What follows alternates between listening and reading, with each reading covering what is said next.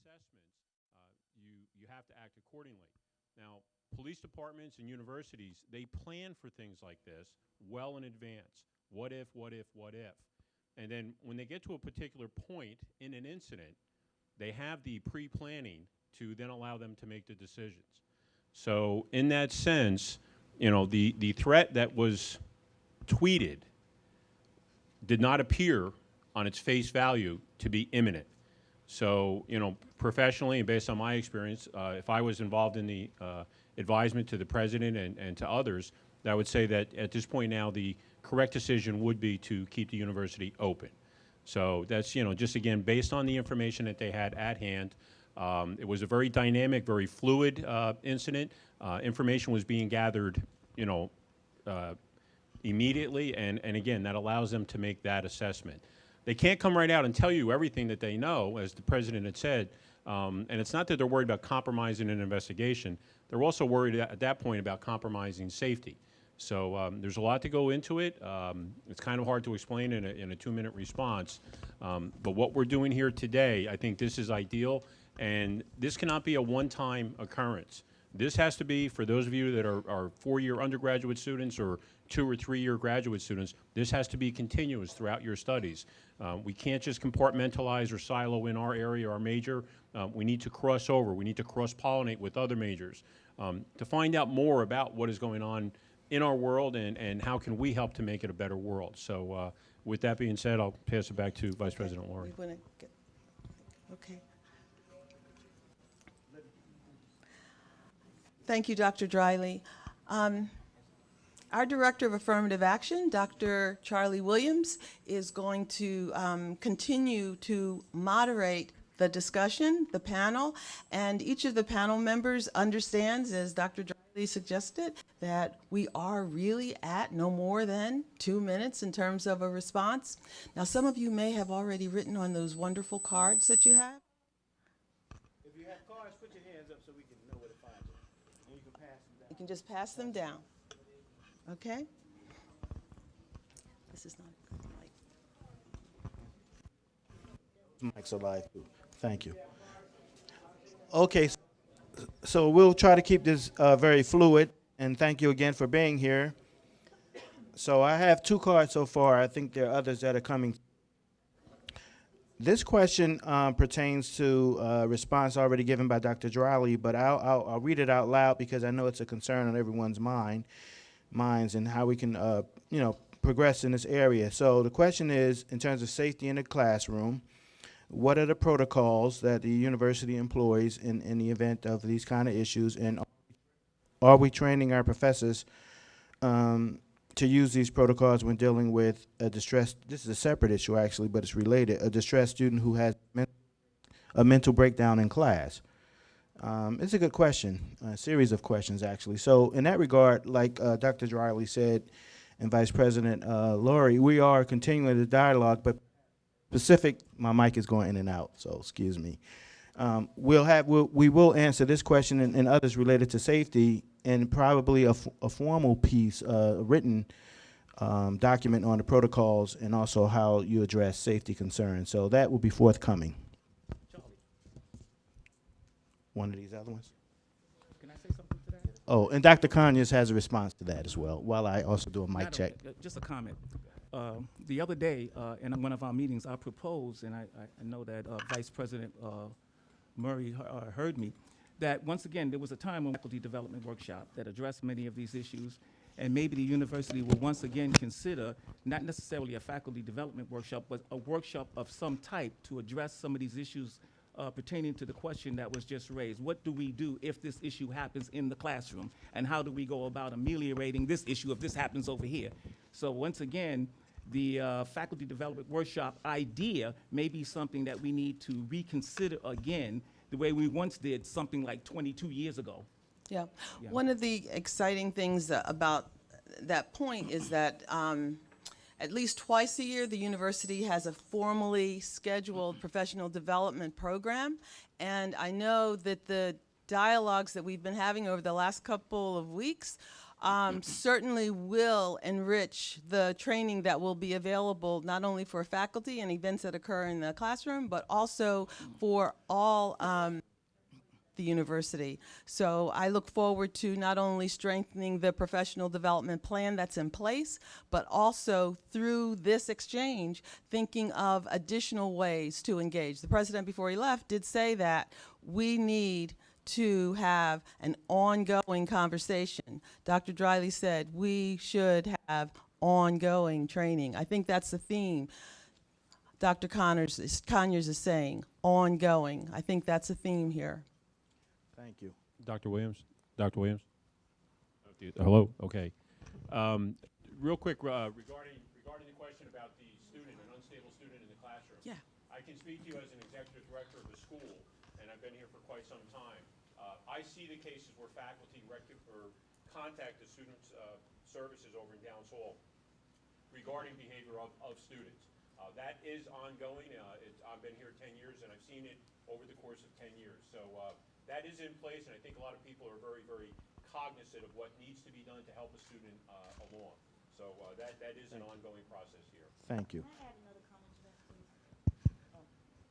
Hello? Is it on? Hi. Okay. I think also maybe because of the things that have been going on nationally, there's a sense of urgency. You know, I think that as a body, I certainly know within my classrooms, and I think I have some students here can attest, I want to know which way am I supposed to go? You know, out, down, around, am I supposed to stay still? Am I supposed to go under a desk? And to the extent we've seen things happen on other campuses, whether it's Colorado, Chicago, these things are happening. So that sense of urgency kind of, you know, it makes us feel like, I just want to know now. Maybe, I don't know when professional development is going to happen, but if there could be some response where we could have a sense of, at least I know what I should be doing as a protocol. And I think that I think there's some things on websites. So maybe if we could get that information, at least we can go to it now so that we have that sense and have some kind of immediate reassurance about at least what the best practice is. Absolutely. Real Okay, quick, by a show of hands, how many people in the audience now are connected to the campus alert system? Oh, so that's most. Okay, That's it's a majority, but some of you aren't. Those that aren't, get connected. Okay, so we will be following up on that question and the other concerns that were raised. Now, this next question actually is for current PASU members, so I'll say on the panel. And the question is, what message would you like to send across to the Kane students, especially the African-American population, in regards to your former PASU members' recent actions?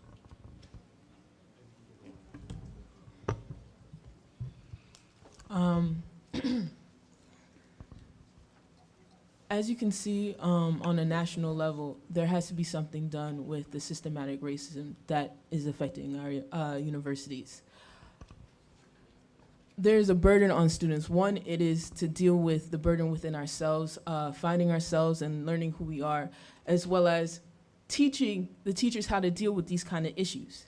There are two sides to the argument. And the fact that we're not holding faculty accountable for not canceling class because of a bomb threat.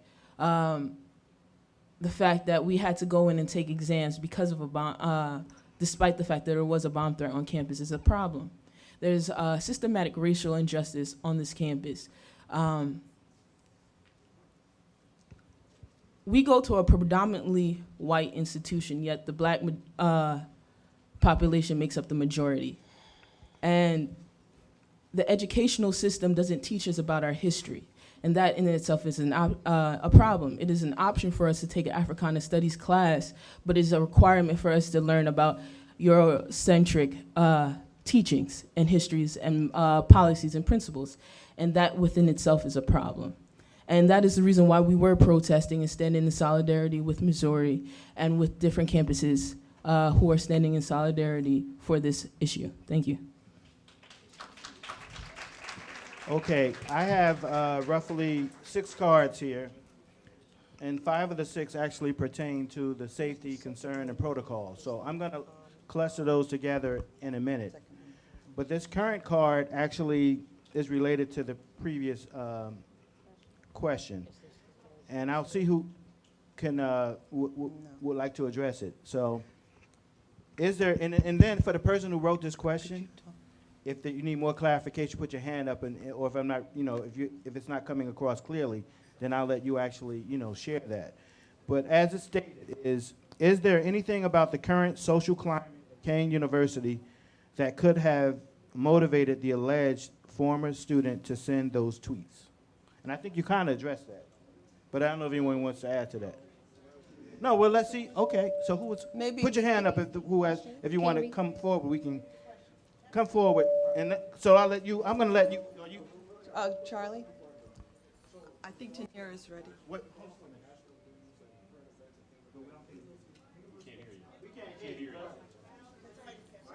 Yeah, only because I want to nail this. Please, so you don't want to look this question, right?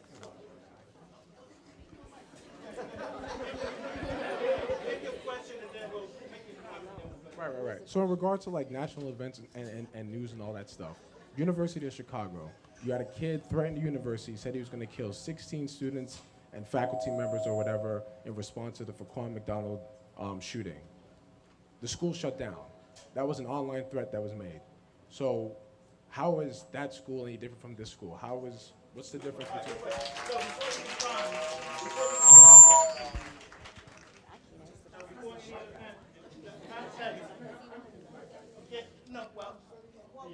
Wait. Now, so these other, I indicated that there were 5 cards related to security and safety, and they all fall within that realm.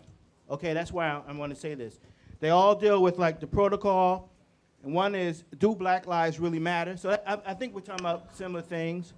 And also, one of them deals with effective communication of students living on campus. So and also in terms of it being an imminent threat or not. So in the race space. So if you could, we're going to cluster that response together on these cards. Okay? Can I just address that?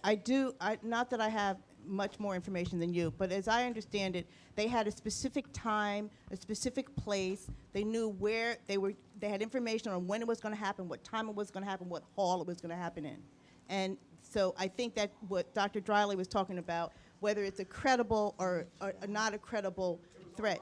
No, I'm just saying they knew, at least what I've reported, they knew where it was going to happen. They knew what time it was supposed to happen. They had IP addresses. They had a lot more. I'm just sharing with you. I'm just sharing with you all that I know. But that, of course, distinguishes it in some regard. But I think that that's part of what Dr. Driley said about whether it was a credible threat or not. But I still appreciate the fact that as a community, when I heard those tweets at 10 o'clock, my students emailed me. My granddaughter was on campus. So I'm very clear about what we all felt. And that to the extent that the university, a lot of people believe the university should have taken a broader step to shut down the university or at least stop activities for a limited amount of time. But that kind of puts us at what happens forward. Can I do a quick poll? And I think Dr. Conyers has a response. For those who are in the audience, because like I said, a few of these cards actually connect to the same issue. How many of you feel that the university should have just closed based on that threat? I mean, your gut feeling, without having any additional information, based on the threat itself, right? Okay, so that's the majority of you here. So obviously that's a major concern. Dr. Conyers? I don't know if I have a response to that, but I do have a statement to make overall. Because again, I can't tell you how many panels like this I've been on in my 24 years here.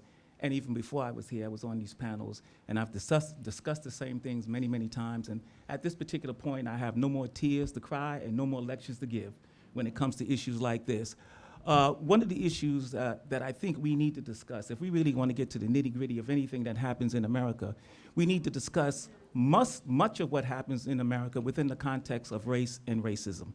Unless we begin to grapple with that, and it's one of the things that America itself, the national community, is in denial about. We can pretend that we are together, we can be cordial to one another, we can say hello, we can have all of the amenities, but we're not really together until we understand the embedded nature of this. It doesn't matter whether this was a black person or not who did this. It still occurs within the context of race and racism.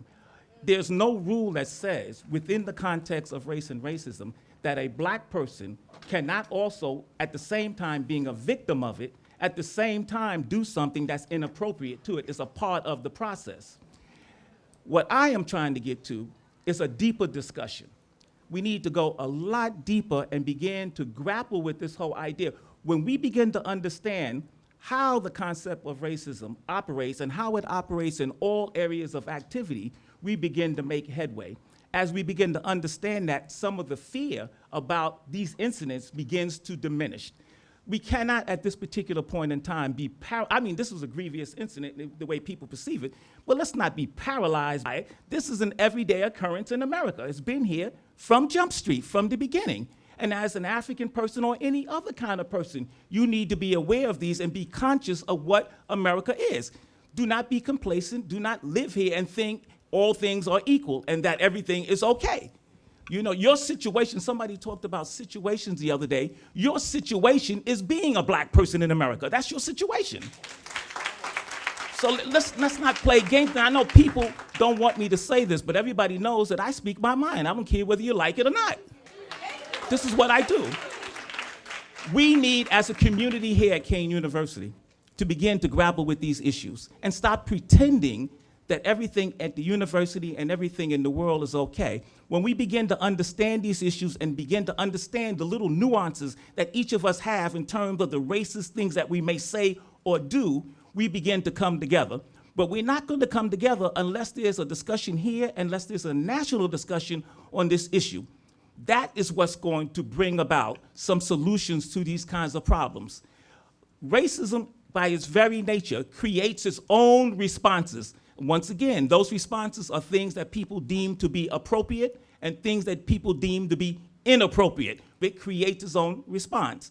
And by and large, the nature of racism controls the thought, speech, and action of not only the victims, but also the perpetrators, and it generally has more control over their thinking than the person themselves has.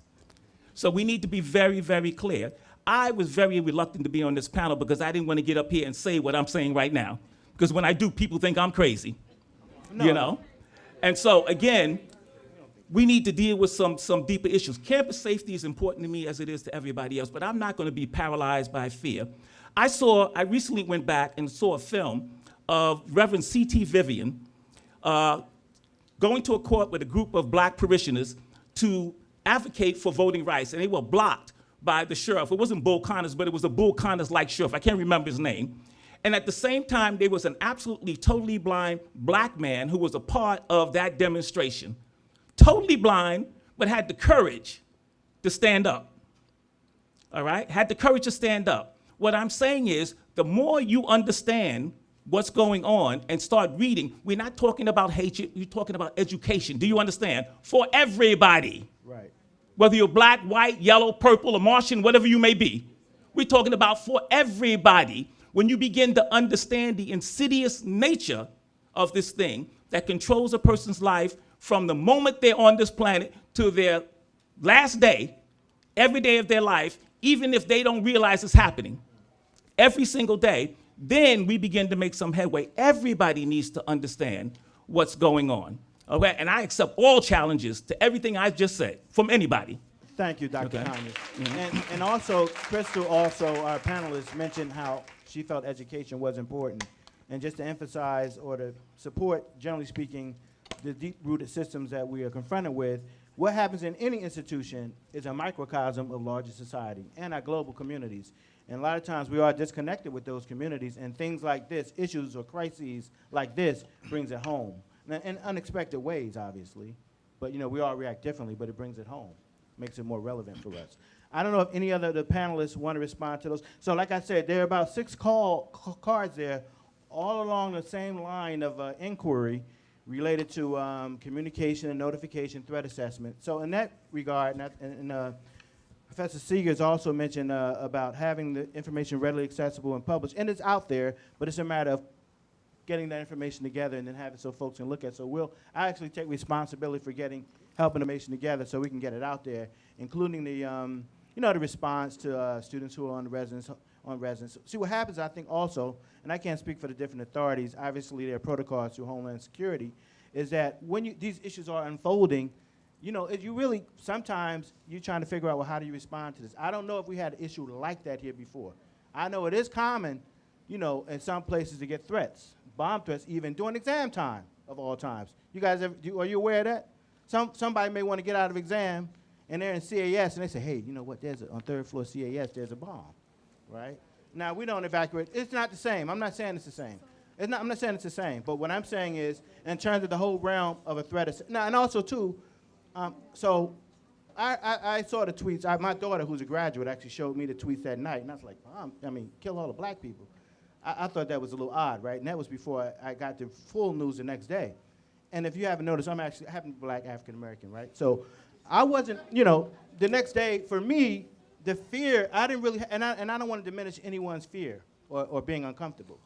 But I had really an absence of fear based on what I knew about the incident. I really did. And for those students that were out they were out several days, I believe, and maybe the panelists can talk to this. There were some students who were out there despite, like, the fear. And, you know, and actually some said, hey, look, like Dr. Carney said, I'm not going to let this stop me from doing what I have to do. So, I mean, so it's a multi-level, multi-tiered discussion that we are having. And I'm not saying one position is right or wrong, right? Because we all have our different opinions. So let's move on with the dialogue and make change where we can and make adjustments where we can. And with that said, I think I'm still waiting for some more cards. Okay. Oh, there are a lot of cards? Pass them.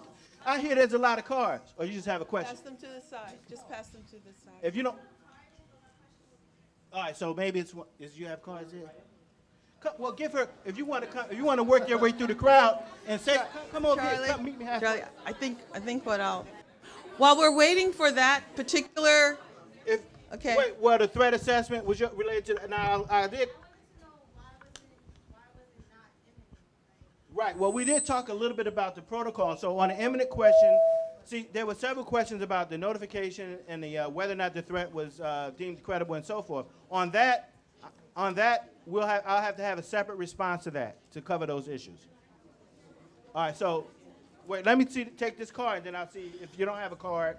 I'll see if I can do some floating questions. But all of these are questions here. Could I just borrow it for a second, Charlie? Yeah, go ahead, Janet. Jump right in. Oh, there was a question about. You want to jump in? The two mics conflict. Go ahead. Okay. Thanks. Okay.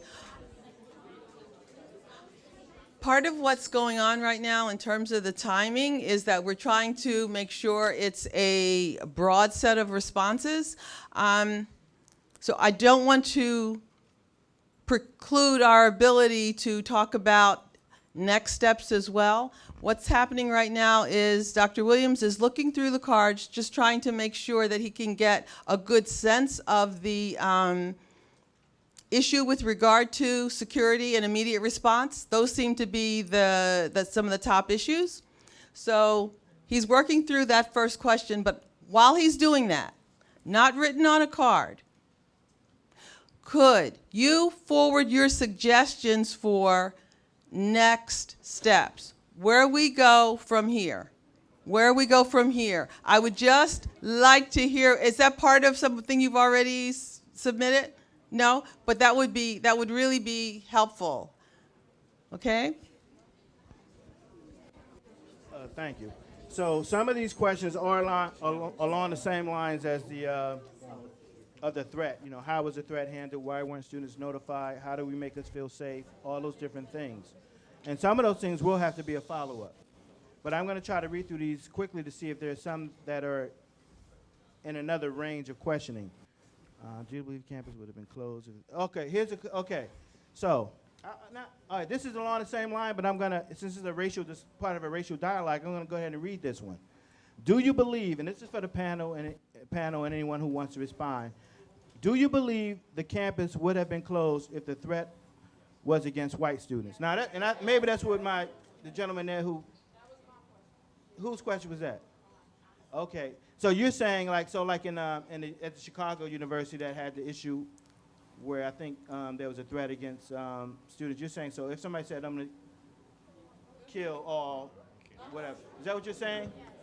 Okay, so I'm thinking that the same threat assessment would apply, but I will let our panel, weigh in on that. Okay? All right. Okay. The question, there was a young lady in the back, a little white scarf. Hi. Okay. regarding threat assessment, and when you look at something that is credible or deemed less credible or not credible, there's a lot of factors. This was a single form of communication, 1, 2, 3 tweets that were coming out. The language was very similar. Again, I'm not a part of the investigation.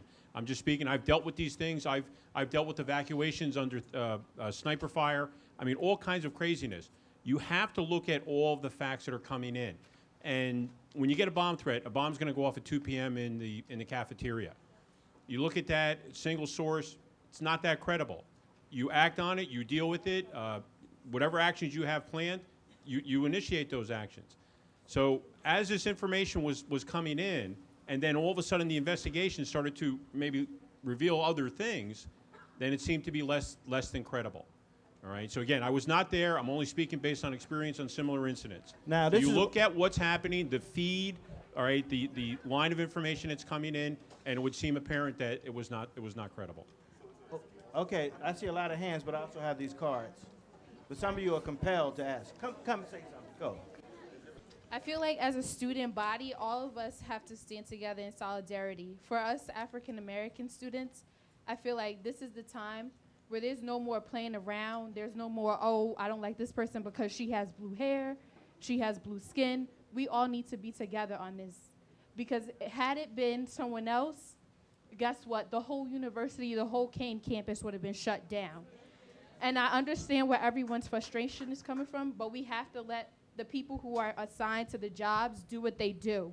Like the prosecutor, when we received that email, guess what? The court date is on that. So if you have something that you need to say, you better be at that court date, December 14th. I'm not sure exactly what time it is, but we'll figure that out when it gets here. December 14th, Union County Jail courtroom, we will be there. I think that's a great suggestion if you allow me. I'm going to get back to your president. Can I ask a question real quick? My question is pertaining to the, because everybody's, all right, clearly there's a race problem, and everybody agrees with that. Do I personally feel that the campus would have been closed had it been a white person? No. And I'm going to be honest with you with that. Everybody's making seem, let's go to the courthouse. Okay, so my question is, are you for, hold up. Are you for what that student did? Are you for what that student did? And that's where the conversation needs to be. That it needs to be where we move forward. It needs to be what the conversation we're having. We could talk about race all day and things that are going on campus, but what does it matter if we're the ones that are causing this problem? We aren't the ones causing the problem. That is All right, the whole point. I'm gonna take one more question from the floor, then I'm gonna go back to the cards. I know there's a lot of passion on those issues. Hotep. I know there's a lot. Hotep. I know Peace. there's a lot of passion on these issues. Okay, Take so one last question from the floor. if I could just speak on what he just said, I think the broader picture is race. I don't think we can ignore race in this situation. The reason for the protest was because of systematic racism on campuses. The reason for the tweets coming out was an effect of systematic racism on campus, regardless of the skin, like Dr. Connors just said. Despite the skin color of the victim, she was a product of her environment. She was a part of systematic racism. Now, moving forward, yes, we do need to stand in solidarity for this issue. There has to be more people who are willing to stand up for what you believe in. If you really do believe in the cause, you have to stand for the cause. It can't be a small group of 7 people out there standing for a small cause. And let's not forget, these Twitter threats are not just isolated to the Twitter page. These Twitter threats happened through the windows from different students on campus. These Twitter threats or these racial slurs happen every day on this campus, regardless if you pay attention to them or not. We call each other the N-word. People call us the N-word. We call each other racial slurs all the time. These are not things that are new to the university or the campus or to our nation at all. These are old things that are finally being addressed. It is time for us to stop being ignored. Okay.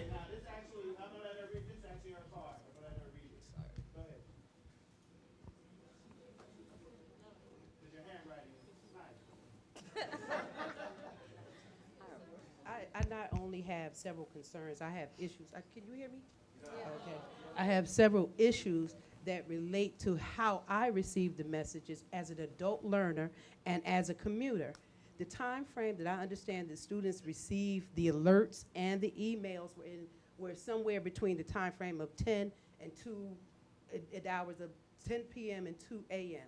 I didn't receive any of those, not one, only to receive a phone call from another person to say, did you hear what's going on with Kane? My concern is the fact that I see an email from the president that says we have unresolved issues or matters at the school. However, you can come to the school, use your own discretion. Sir, with all due respect, I have a concern to the compromise. My level of security was not safe for me that particular day because I didn't know what I was going to be walking into. The issue for me at hand is that I received a mission statement, and I don't know how the mission statement was supposed to give me a level of security. That mission statement, basically, I can go on the website of Kane and review any time of the day. My concern, again, is how am I supposed to feel safe when I have the president saying to me, we have unresolved issues, however, come to the university at your own discretion.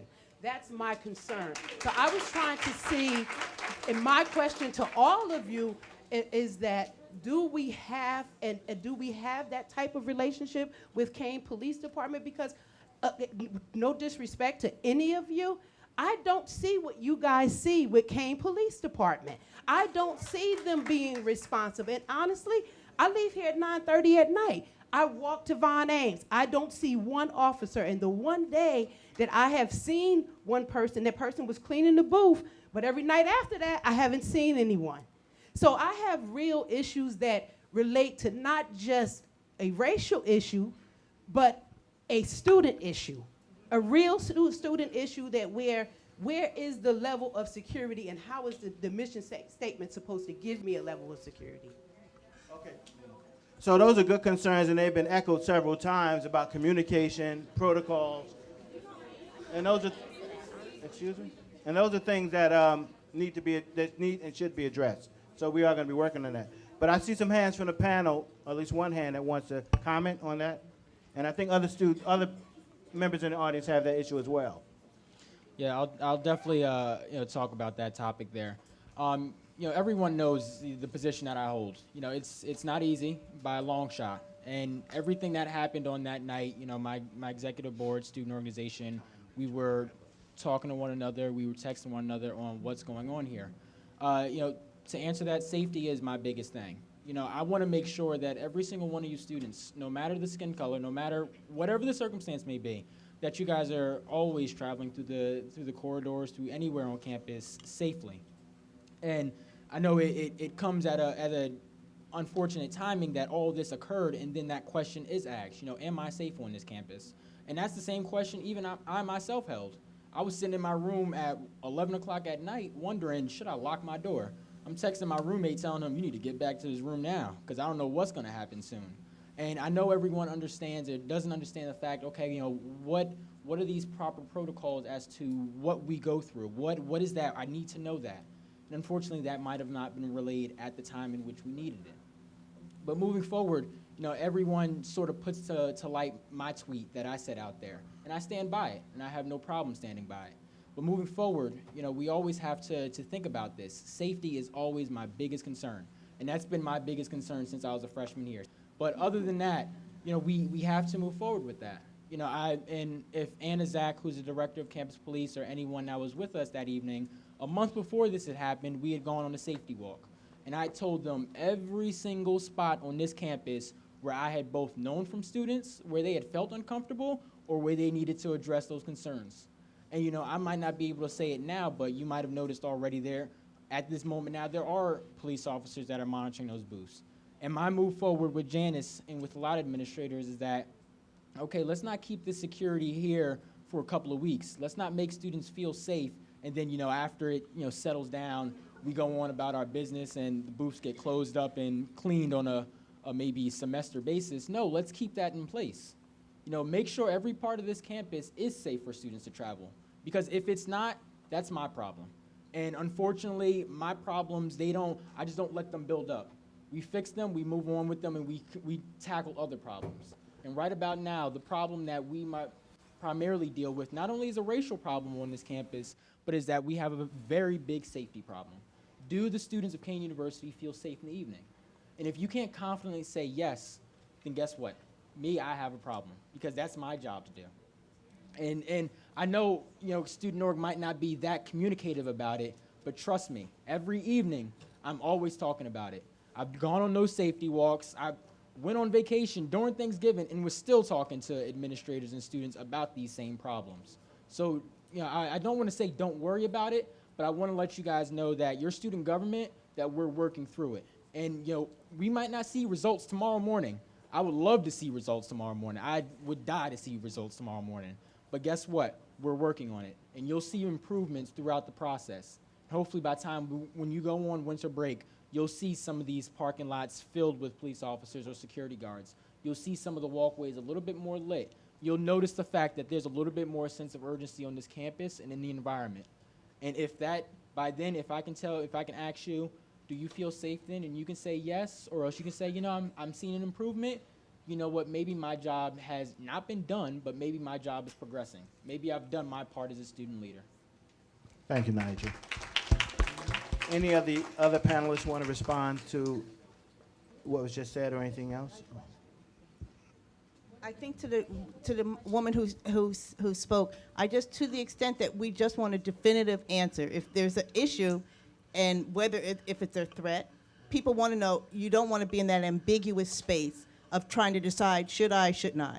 Because nobody wants. That's what heightens the sense of fear and uncertainty, is not knowing. It's like if there's a snow problem, we all know no school, right? Or school is closed or school is open. It's pretty clear. And so I think to the extent that the university could, do whatever they need to do to make it clear to the population which way to go. But more importantly, it's also about the ability for people in this campus and within the community to have that level of communication.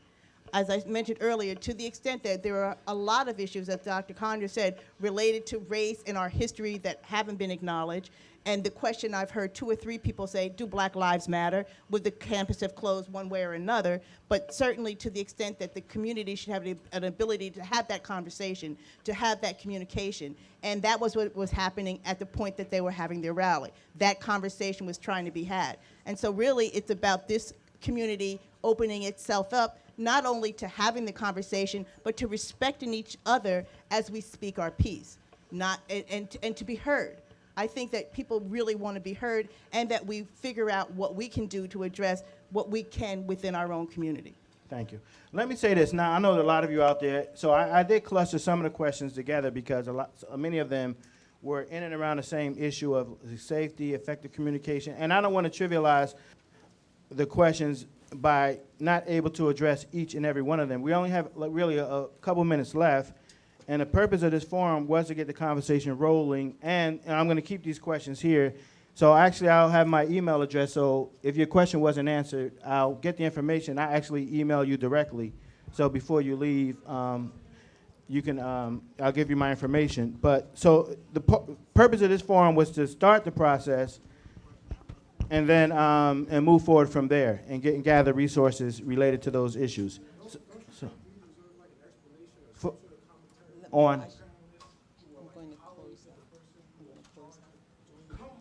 Well, you mean in terms of the actual official response to the threat and all those things? What exactly would you like to hear? What is your question? Oh, okay, gotcha. And then you can cut.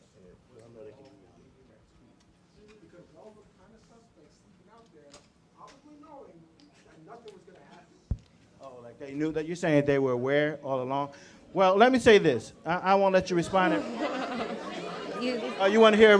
We'll take that response, and then I'm going to have Vice President Lori close it up. So I will give her a moment to respond. Okay? All right, go ahead. If you want to. Right now, honestly, what's happening with Kayla, and I'm not going to deny the fact that I know Kayla. Actually, Kayla knows a lot of the people here in this audience. So saying that I am her cohort, even that terminology implies that something is off. She is a person that I knew. She was a friend, someone that I was hanging out with in the dorms. I did not know. So were you. Did you say that? And you were their suspect as well. As everybody, honestly, everybody who participated within the protests, everyone who participated in that protest, originally there were only 7 people. 2 of us stayed back. You were there. And we wrote down note cards about what was happening. So just as it happened to Kayla, it could have happened to you. It could have happened to me. It could have happened to It anybody could at have the happened. protest. The truth is, there are no actual evidence. There is no actual evidence accusing her of. There are no cameras in the library from the lab, from the computer lab, and it's all based off of witness statements. Okay, could I just have to interject here, guys? I just have to interject. It could have happened to me. The They could have blamed me. All right, good. I think I got your back, right? Right? Okay, good. Let me have you for just 1 minute.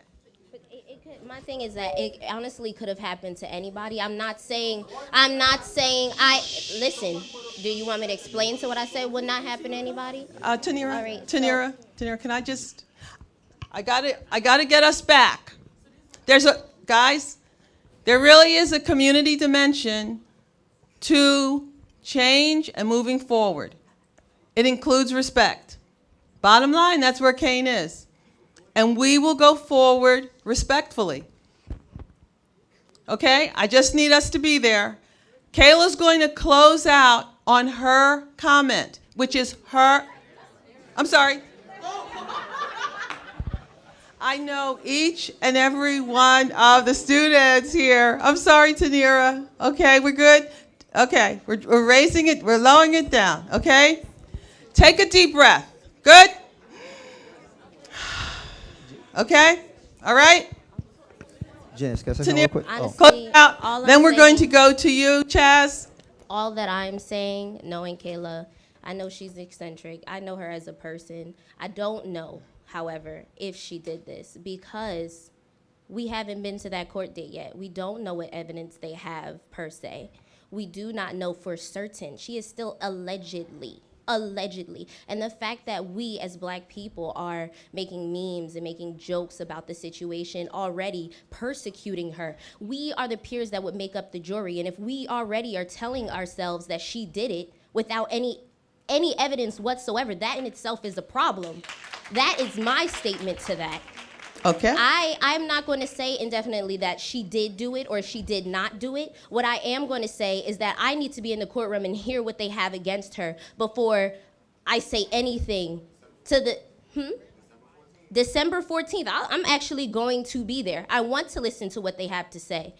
And if she did do it, I do not condone what happened whatsoever. I do not condone what happened. But like Dr. Conyers said, we do live in a feeling of racism. We live in systematic racism. It affects us on different levels. When a person feels of that magnitude, being the homecoming queen, being so known on campus, being related to Maximina. That's an Amber Alert? That's crazy. Okay, so being related to somebody, we don't know everything that's happening. Honestly. Okay, guys. We don't. Thanks a until lot. we do, we Thanks, shouldn't comment. Tanira. Okay. And then we're going to Chaz. Dr. Driley. Okay. Okay. There's a post that there's going to be a court proceeding on the 14th. To let everybody know, Yvonne Sear was the former state public defender. I worked in the criminal justice system. That is an arraignment. Okay, it's just going to be, do you plead guilty or not guilty? There will be no evidence. There will be no trial, no proceedings. Okay? So if you feel like you want to go, that's fine. But it will not be a trial. It will not be an evidentiary process. I hope she has a lawyer, and if so, they will simply ask her for a plea of guilty or not guilty. They will read the charges. They will set bail for the set if there's even a bail, and that will probably you'll probably hear some statement from the prosecutor regarding the allegations. You probably won't hear much more. But to the extent that we shouldn't have a personal attack amongst the bodies. For the actions of one person, we should not, as a community, have personal attacks to one another. And really, that's about respect. However, whatever this person allegedly did, hopefully the system will work its way out, and we will find the answers to the question. But you have to let the system proceed. The presumption of innocence still applies. the Constitution holds up for everyone, you and me and Yeah, everyone that's alike. fine. That's And fine. so until we get to the bottom, that's where we have to go. But I have to- Okay, okay, thank you. Okay, we're going to, Like, if she is a suspect and charged with this crime, I'm disgusted if it is her.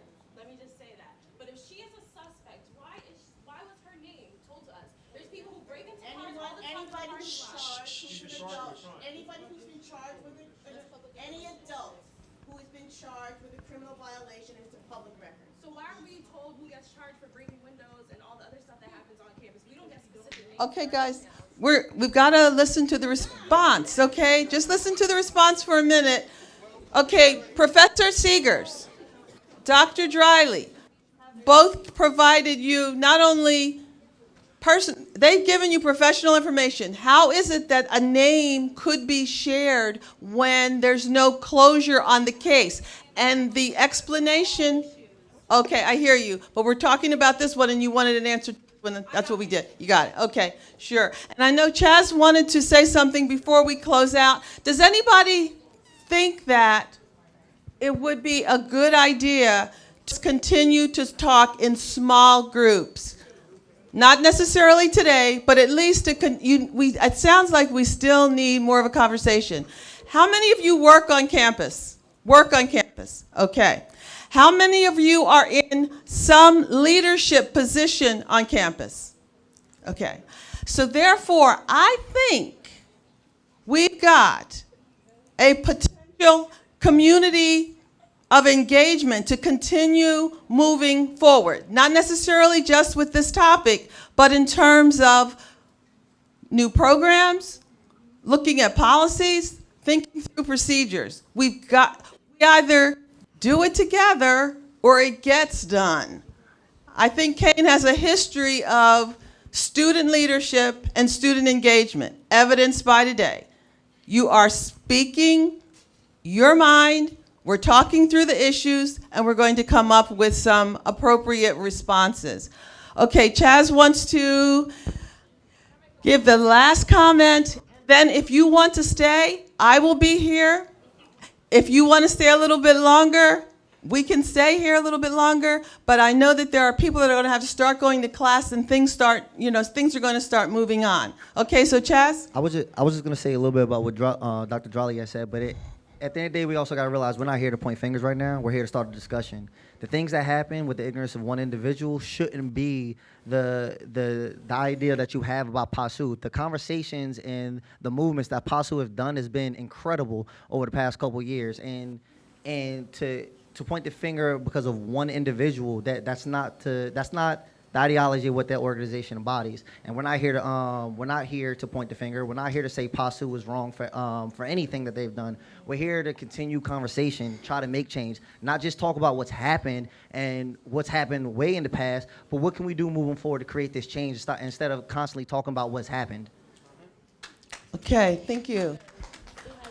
Okay, fair is fair. One of the people who was not only here that night, but also living in the residence halls, 60 seconds? Is that fair enough, Michelle? Oh, yeah, it's right. Okay. I just wanted to say for those who live on campus or know people who live on campus, resident assistants are always available. If you guys want to have small discussions, regarding things that happened that night or anything, because there were things that were said outside the window, we can have those discussions. You just have to reach out to those resident assistants that live in those buildings. If you have an idea of where the slurs were coming out from the window and stuff, write an incident report. Tell your resident assistant, how can I write someone up, or how can I get this known, or it was in this area. Because without knowing, we can't address those problems. So if you were outside and you knew where it was coming, address it. Be like, I think it was coming from here. And so then resident assistants and higher ups can have a discussion with those people. Without us knowing, we can't proceed. So I'm just saying, if you need us, we're here. So for those who live on campus. Thank you, Michelle. Okay. I just had a question real quick. How many of you guys feel as though this answered any question that you had? It didn't, right? Okay. I agree. Okay, And so we're going to stay with them. What do you think that we should do about that moving forward? Should we just sit here and allow ourselves to leave? I'm sorry?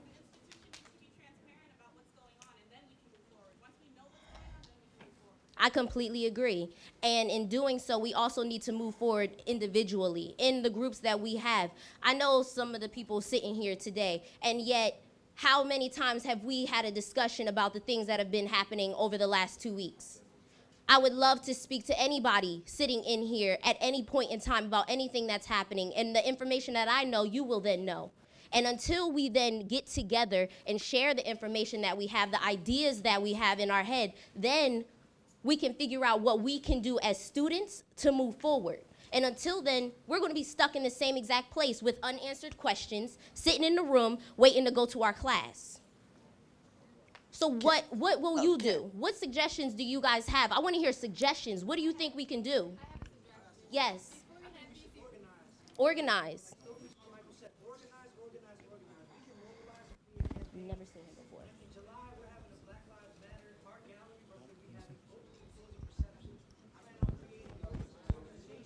A part of organization. Okay.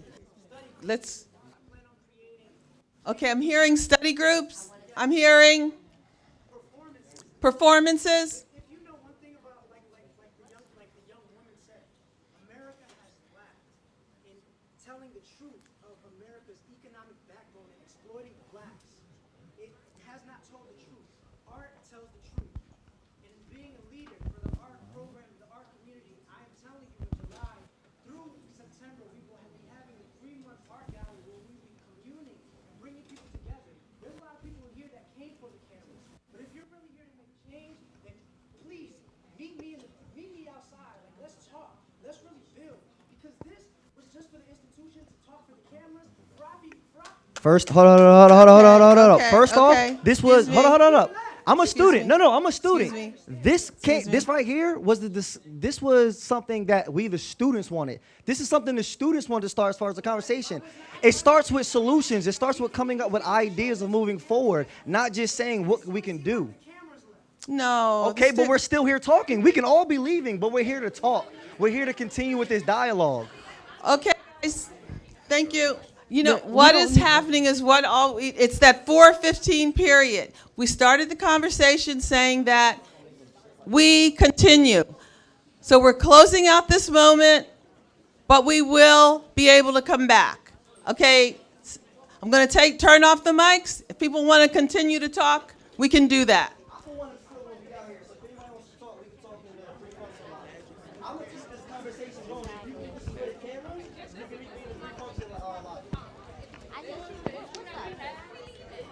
I just don't understand.